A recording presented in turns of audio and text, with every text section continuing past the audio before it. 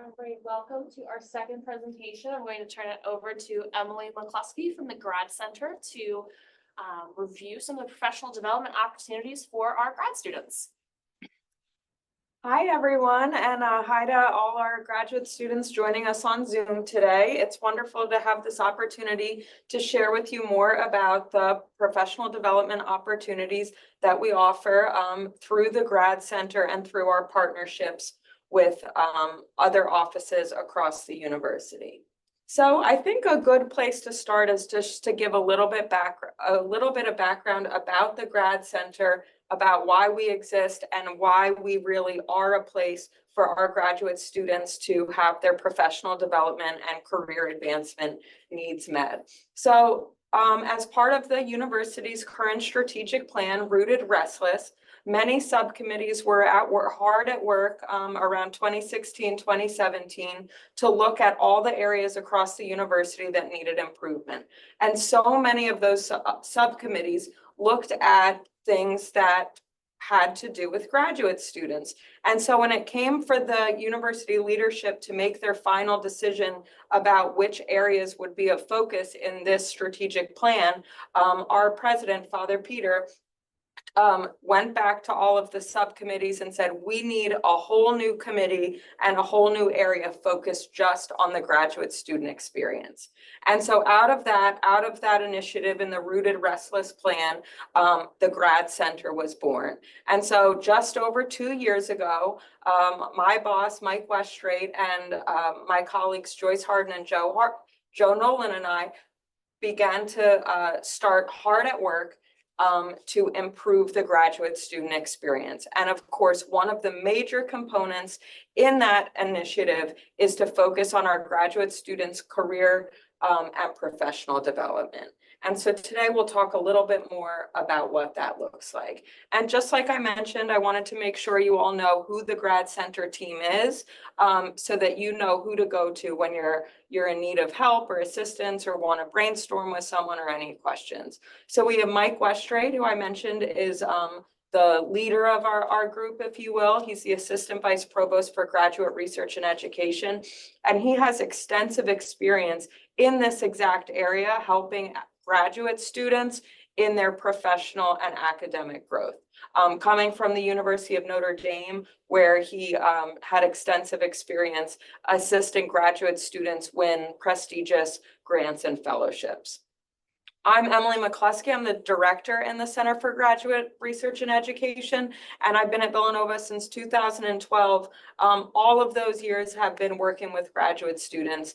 The first 10 years I focused just in the College of Liberal Arts and Sciences, but I feel that with all these years of experience, I have a really good sense of graduate students' specific needs and the support that you need to make your career dreams come true. And then, of course, I'm joined by Joyce Harden and Joe Nolan, and then our new senior administrative assistant, Leisha Zhao. All of us either are currently or were graduate students, again, so have a really good understanding of what your specific needs are. And then we have 3 fabulous graduate student ambassadors, Elijah, David, and Jasmine, and they are always in the lounge available to help you and point you in the right direction, whatever you might need. So typically when I talk to our graduate students about what the Grad Center does, I focus on 3 major buckets. So of course we have community building, financial support, and then what we call research support and the professional development bucket. So primarily today, for the sake of this presentation, I am going to focus on that 3rd bucket, our professional development offerings, and then also touch a little bit on financial support as it relates to professional development funding opportunities. So we're going to talk about fellowships, the grants and fellowships workshop that I mentioned that Dr. Westrate puts on for graduate students. I'm going to talk about our event and conference planning workshop, our 3-minute thesis competition, and then our brand new graduate student professional development competencies program, Grad Advance. So the first thing I want to mention is that Grants and Fellowships Workshop hosted every summer by Dr. Mike Westrate, who I mentioned has extensive experience in this area. So as it relates to you as our graduate student, I want you all to know that every summer, Dr. Westrate hosts this totally free workshop that typically takes place over the course of 5 separate sessions. It's hosted on campus or online. And basically, by participating in this program, you will learn how to identify and apply for multi-year and year-long opportunities. You will complete an application for either the Fulbright, the NSF GRFP, or other major awards, or prepare a PhD application. And the great thing about this program is that it's really practical training. You will actually leave the workshop with a draft for your application. So it's not just kind of theoretical information about one day, maybe I'll do this, and if I do this, these are the steps I should take, but you will actually leave the workshop with an application pretty much ready to go. And Dr. Westrate has helped literally hundreds of graduate students and undergraduate students win these prestigious awards like Fulbright and the NSF GRFP and many others. So I recommend that you do not miss this opportunity to get that kind of hands-on tailored training. The other thing I want to mention is another program that we host in the Grad Center to really boost the professional development skills of our graduate students. And this is through our event and conference planning workshop. And so what this is, we host it every November. The exact date will be shared with our graduate students soon. But we teach our graduate students how to put on not only kind of just regular events, but academic events, or to plan your own conference. And so that happens in the first half of the session, where you'll get kind of tips and tricks and best practices for event planning, either at Villanova or at other academic settings. And then in the second half of the presentation, you will hear from subject matter experts across the university related to your discipline. So we split into 2 groups, where the first one session will be focused on humanities students and how to best prepare and attend an academic conference in the humanities. So whether you're planning to attend a conference or you're hoping to present your research or a paper at an academic conference, you'll hear from subject matter experts in that field. And then on the other hand, a similar approach to students focused in the STEM and social sciences. And that's where you'll hear from typically it's been Dr. Amanda Granis and Catherine Stesick, and learn how to prepare a poster, how to present your research, and just how to get the most out of an academic conference in those areas. It's also a great networking opportunity and way to connect with other graduate students and administrators across the university. And again, practical hands-on advice for planning an event or conference at the graduate level.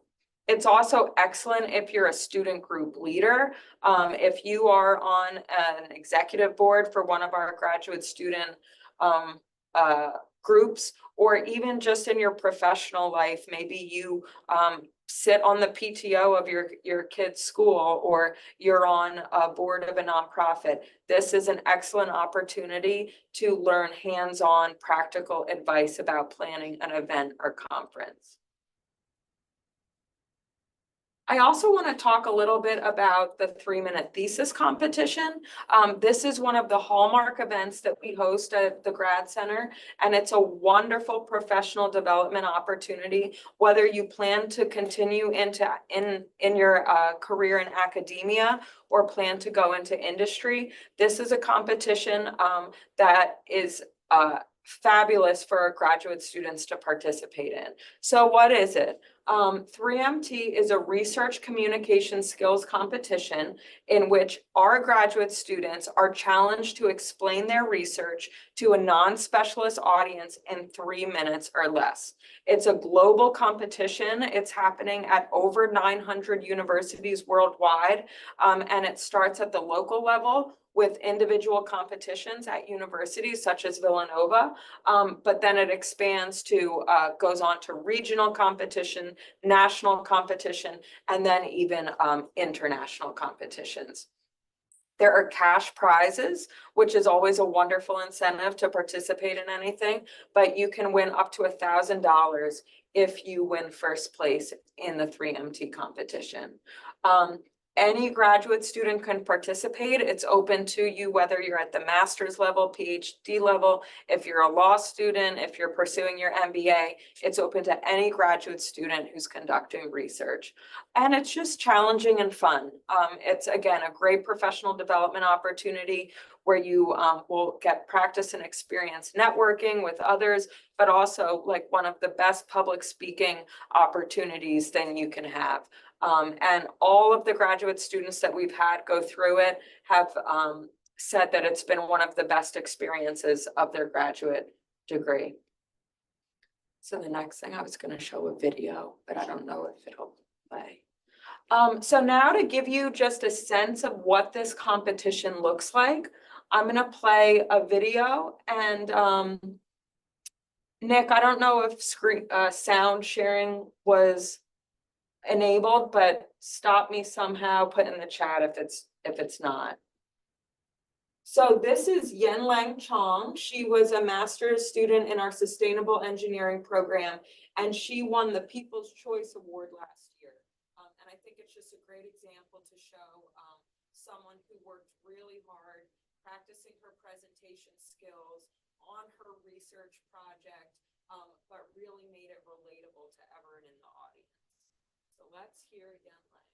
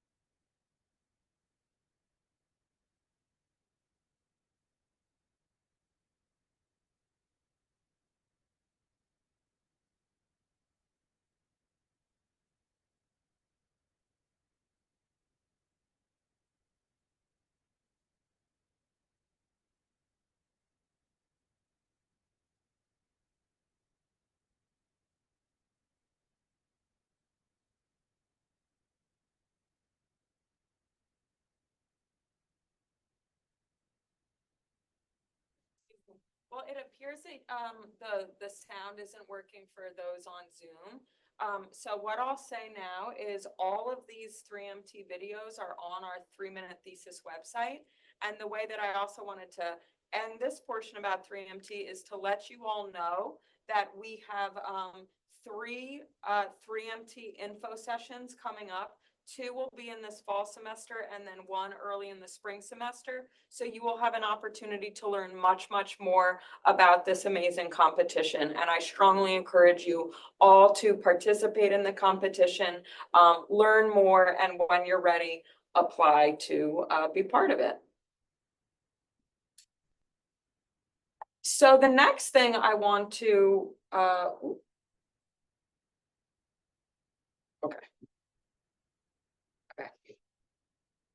So the next thing I want to tell you all about is our Grad Advance program.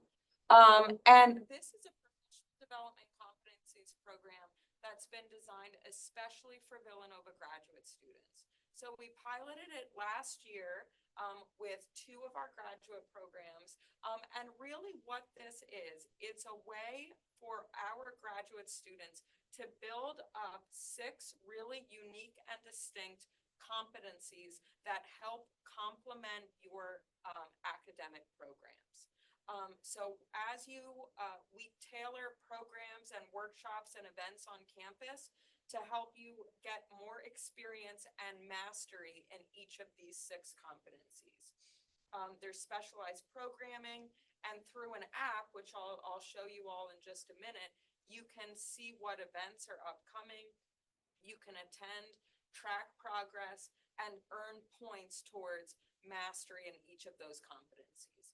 And ultimately, what all those points will lead to are 6 badges in 6 of the competency areas. So as you can see, we have the 6 competencies are research and innovation, communication, career and professional development, balance and resilience, ethical leadership, and connecting across difference. And ultimately, if you earn each of these badges and gain mastery in each of these competencies, you then earn the overall Grad Advance competency badge. So how it is done practically is it's done all through a handy app for our graduate students' use. Of course, you can also have a desktop version as well. And if you're interested in downloading the app, if you haven't already, here are the QR codes that will get you to our suitable app program. And this is just to give you a sense of what the app will actually look like on your phones. So it's really quite simple. It's all done through single sign-on. And once you download the app, you'll get access to the Grad Advanced programming, and you're able to see all the different upcoming events and programs that if you attend, like I said, then you get points towards earning each of those competency badges.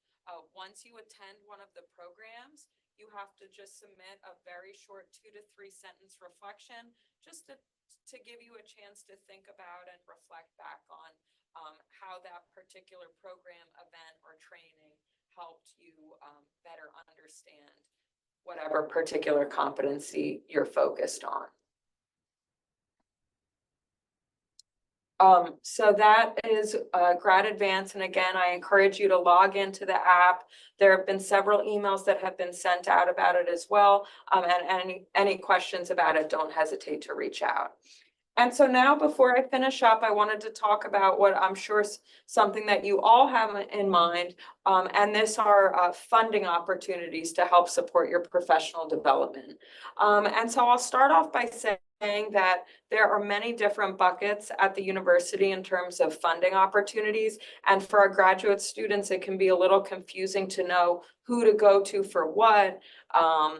Do you apply to everything? Should you focus on just one? And the answer is it really does depend. But I would say that it's always best to start with your academic department or college. And so I'm going to talk a little bit about that first. So every college or department has different policies, funding opportunities, budgets available to support these types of professional development initiatives for their graduate students. Some departments, unfortunately, don't have any funds at all for this. Some have very specific amounts and procedures for applying for those funds, or might have rules about how often a graduate student can have access or apply to a fund. So it's really important to get a sense and to learn what's available in your specific department and in your college. And even for myself, having been here now as a staff person for almost 13 years, I still don't have a full sense of every single funding opportunity, but I hope that I can help point you in the right direction if you have questions. So I'm just going to give some broad examples of what's available in the colleges to my best knowledge. So in the College of Liberal Arts and Sciences, there's pretty extensive funding opportunities, I would say, although of course funds are limited, but a variety of ways that you can help support your professional development and research.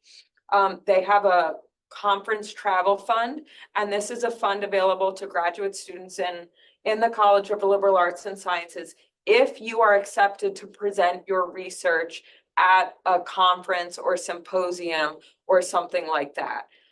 This fund is not available to students who just are interested in attending a conference for professional development, but you must have been accepted to present your research. There's also a summer research fellowship program. So this would be students who are looking to have funding during the summer, maybe if you're a master's student in between your first and second year, or if you are a PhD student later on in your studies, and it provides award of $3,500 for master's students, and I believe $4,500 for PhD students to conduct research over the summer. Again, this is highly competitive. There's a pretty lengthy application process. You need to work with your advisor, but great opportunity for you to be able to conduct your research and expand your professional development opportunities in the summer. And then brand new this year, we have the Center for Inclusive Education in the College of Liberal Arts and Sciences, which has a fund available to assist students in the College of Liberal Arts and Sciences with academic and professional development opportunities. The Villanova School of Business also has a variety of funds available to help support professional development through the Davis Fund, and then also the Moran Center for Global Leadership has some funds and scholarship opportunities. And then in the College of Engineering and the M. Louise Fitzpatrick College of Nursing, it's much more dependent on the individual academic department. So I'd urge you, if you are in those colleges, to reach out to your graduate program director or the director of your research group. Then in terms of more university-wide opportunities, I wanted to point out three. So we have the Career Center Professional Development Grant, which gives awards of up to $2,500 for professional development. This application is now open for fall, and you're going to hear this again and again. Funds are limited, so my advice is to apply early. And also be realistic with your requests, and make sure it's a request for something that will really have an impact in your career and professional development. There's also a summer internship grant. This application is not open until the middle of February for internships happening in summer 2025, but another great opportunity for graduate students who might have an unpaid internship in the summer that is really going to bolster their career opportunities. And then the Institute for Innovation and Entrepreneurship has an innovation fund, and again, another opportunity open to both undergraduate and graduate students at the university. So I'd urge you to check out the website, Career Connections. You can link to it through the Career Center website, but that will give you a lot more information. And then I also just wanted to highlight, these are things that are kind of happening all year, but there are always different opportunities that might pop up due to a grant or some other award that has become available, a donor fund that might have just opened up. So make sure you read your email, check the Wildcat Newswire, and just keep your ears and eyes open for opportunities that might come up. So that's it from me. I'm happy to take any questions through the chat or anything else that anyone has on their minds. But again, this is a wonderfully resourced university. We're here with the goal in mind of supporting your career and professional development as graduate students, whether that's to stay in academia or go into industry. We have paths and opportunities for you to explore.